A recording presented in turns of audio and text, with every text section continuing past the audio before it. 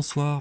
Alors, je voulais parler aussi des deux nouvelles, en tout cas de la nouvelle de ce jour, qui est la mise à jour des capacités de recharge de la Model 3 aux États-Unis, en tout cas. Avec des bonnes nouvelles, à savoir que la Standard Plus passerait de 100 à 170 kW, donc pour la propulsion. La mid-range, je pense qu'elle n'est pas disponible en France, de 120 à 200 kW. Et moi, ce qui m'intéresse, c'est évidemment la grande autonomie et la performance de 150 à 250 kW. Donc moi, j'ai déjà chargé à 140-145 kW sur les V2. Et 250 kW, ça sera vraiment disponible que sur les V3. Donc ça va être intéressant, mais comment ils vont les déployer? Est-ce que c'est que des nouveaux superchargeurs qui sont installés ou est-ce qu'ils vont mettre à jour des V2? Ça sera à voir. Donc ça c'est intéressant, et ce qui est aussi intéressant c'est qu'on peut déjà charger à plus de 150 kW. Quand il y aura la mise à jour, a priori ça sera la 40.1 sur le réseau Unity. Alors la deuxième information dont je voulais parler, c'est cette fameuse nouvelle d'un Américain, je crois, qui a fait plus d'1 million de kilomètres, non, un Allemand qui a fait plus d'1 million de kilomètres avec sa Tesla. Alors j'ai été un peu surpris parce qu'en fait quand j'ai lu l'article, il a dû faire changer 2 fois ses moteurs à 40 000 et 320 000 km. Bon, surtout à 40 000 c'est un peu bizarre. Et 2 fois les batteries.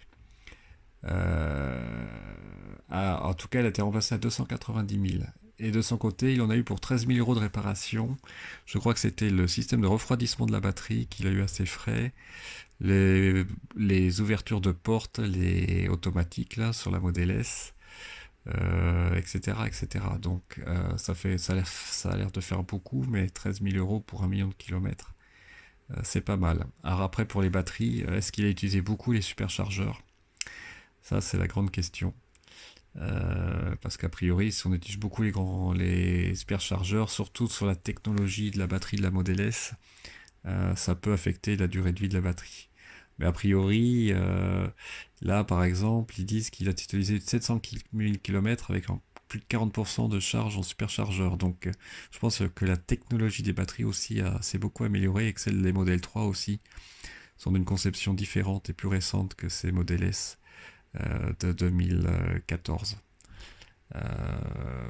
Bon, tout ça c'est quand même plutôt rassurant en termes de fiabilité. Moi je compte bien garder la mienne au moins de 150 000 km sans changer la batterie et évidemment sans changer les moteurs.